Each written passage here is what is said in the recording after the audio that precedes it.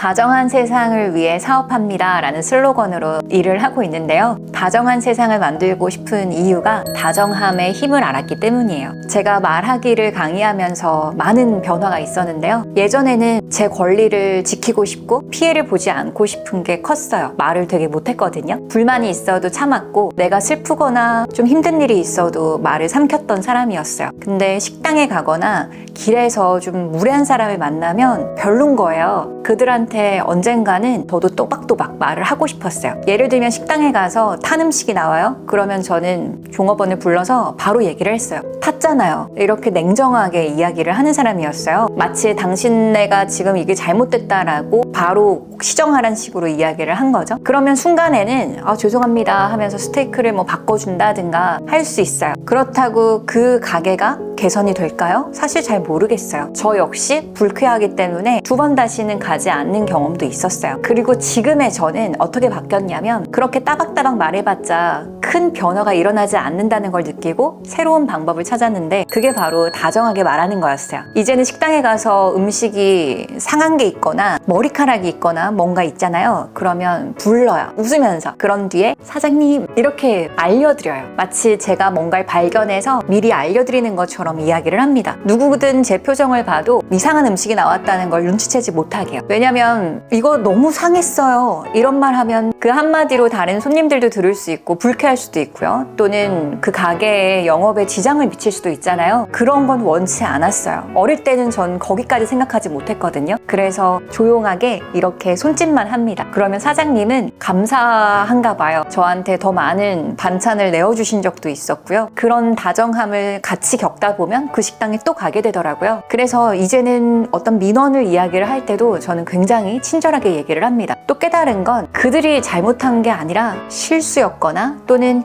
여러 가지 상황이 어울려서 그런 일이 발생을 한 거잖아요. 저도 실수 너무 많이 하는데 이럴 때마다 지적하는 사람보다는 너그럽게 이해해주는 사람을 보면서 더 많은 변화가 있었어요. 제가 산에 갈 때도요. 한라산에 진짜 힘들게 올라간 적이 있는데요. 그때 한라산 등반을 혼자서 마친 거는 절 아예 모르는 사람들이 그냥 바닥에 주저앉은 저한테 보낸 응원의 말 덕분이었어요. 다리에 쥐가 나서 막 주무르고 있고 혼자서 너무 괴로워하고 있었는데요. 어떤 사람은 지나가면서 처음 왔나 봐요. 천천히 올라가요. 이런 말도 하고요.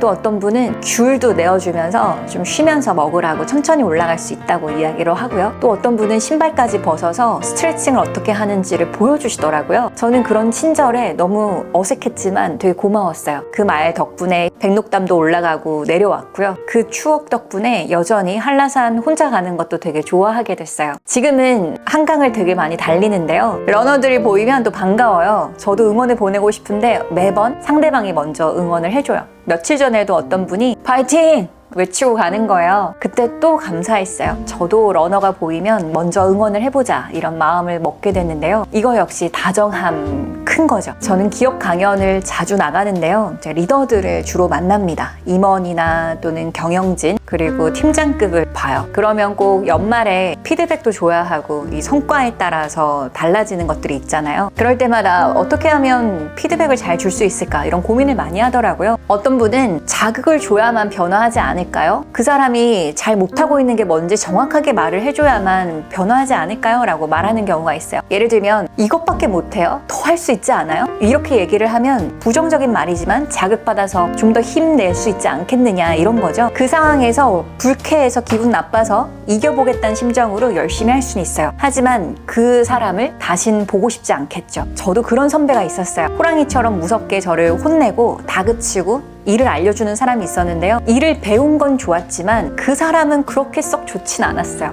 그리고 나는 저런 방식으로 하지 말아야지 이런 생각했습니다. 저 역시 마음속에 10년 동안 직장 생활하면서 가장 기억에 남는 사람은요. 한 국장님인데요. 제가 어느 날 퇴사를 앞두고 크게 지각한 적이 있었어요. 그러면 물론 안 되지만 지각을 했어요. 어떤 상사는 전화 와서 호되게 혼냈어요. 어디야?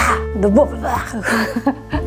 근데 이 국장님이 또 전화가 왔어요. 제가 받자마자 죄송합니다 국장님, 빨리 가겠습니다. 정하나, 무슨 일 있는 거야? 괜찮아? 이렇게 저를 걱정하시더라고요. 저는 그 한마디가 제 모든 날들을 반성하게 만들었어요. 그때 깨달았어요. 나도 이런 국장님 같은 선배가 돼야겠다. 그래서 지금까지 일하면서 만난 동료나 후배나 직원들에게 저는 소리를 내면서 야단치거나 혼낸 적이 없습니다. 직장에서 왜 혼내야 되죠? 혼나기 싫어서 말 잘하고 싶어요, 이런 직원들도 많이 뵀거든요. 혼나는 건 좋지 않죠? 사기를 떨어뜨립니다. 같이 일하고 으쌰으쌰 해야 되잖아요. 그러기 위해서는 더 다정한 말, 그 사람의 가능성과 잠재력을 발견하는 그 말을 해주세요. 그러면 누구나 발전할 수 있어요. 제가 사업을 하는 초창기 때는 많이 두려웠어요. 이게 잘 될까? 사람들이 말을 잘하는 방법을 나는 알고 있는데 과연 사람들이 좋아할까? 이런 걱정과 또 불안이 있었어요. 그때 수강생분들이 제게 정말 큰 힘이 됐어요. 저한테 이런 말 했던 게 기억나요. 선생님은 정말 더 잘 될 거예요. 저는 지금까지 누구 앞에서 말하는 걸 진짜 싫어했는데요. 선생님을 만나고 나서 사람들 앞에서 말하는 게 너무 즐거워졌어요. 저를 변화시킨 선생님이니까 진짜 잘 되실 거예요. 선생님은 더 크게 성공하실 거예요. 이런 말들이 저한테는 아직까지 이 추억을 떠올리면 마음이 따뜻해집니다. 그런 말들 때문에 저는 포기하지 않고 양질의 교육을 하기 위해서 공부하고 전하고 계속해서 노력하고 있어요. 이런 따뜻한 말 한마디, 아마 우리 인생을 살면서도 우리 가슴속에 남아있는 그런 말들 있죠? 상처 주는 말 어때요? 차가운 말들이잖아요. 정말 뭐 뾰족하고 찌르는 말이 아니라도 냉소적이고 약간 나한테 무관심한 듯한 그런 말들 들으면 우린 정말 크게 상처를 받고 있지를 못하죠. 그런 반면에 다정한 말, 살가운 말, 왔어, 보고 싶었어, 널 보니까 오늘 기분 너무 좋아, 이런 말 한마디가 마음을 얼어붙은 걸 풀 수 있게 하잖아요. 다정함이 힘이 있습니다. 다정하기 위해서 많은 노력을 해보세요. 제가 가장 쉽게 하는 노력은 뭐냐면 긍정적으로 말하는 겁니다. 아, 나 못할 것 같아, 이게 아니라 나도 하고 싶은데 노력해볼까, 이런 것들. 아, 귀찮아, 가기 싫어, 이게 아니라 귀찮지만 그래도 신발을 신어볼까, 이렇게 계속 희망을 담는 말을 하고 있고요. 저는 이런 걸 제 삶에 많은 변화를 이뤄왔어요. 다정함의 힘, 긍정의 힘, 그리고 희망을 놓지 않는 것들, 그런 순간들이 모여서 지금처럼 이렇게 밝게 웃을 수가 있는데요. 이런 긍정적인 에너지 많은 분들한테 나눠드리고 싶어요. 그래서 쓴 책입니다. 사랑은 모든 걸 이기니까요. 어느 날 깨달았어요. 옛날에는 남들에게 뾰족하고 상처 주는 말을 했던 제 자신이 왜 그랬을까라는 생각을 해보니까요.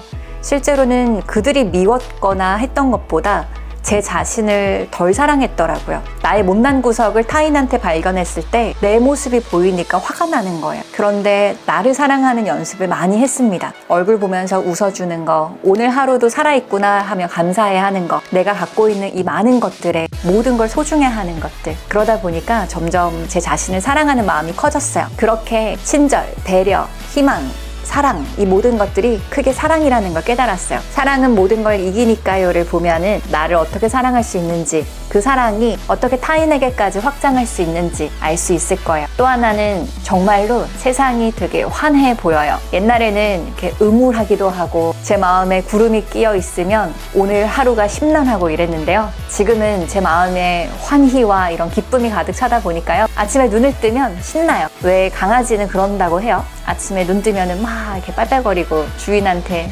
다가가고 그러잖아요. 그런 강아지처럼 사람도 바뀌면 밝아질 거다 하는 메시지가 데일 카네기 인간관계론에도 있는데요. 저는 마치 강아지처럼 되지 않았나 이런 생각이 들 정도로 요즘에 하루하루가 재미있어요.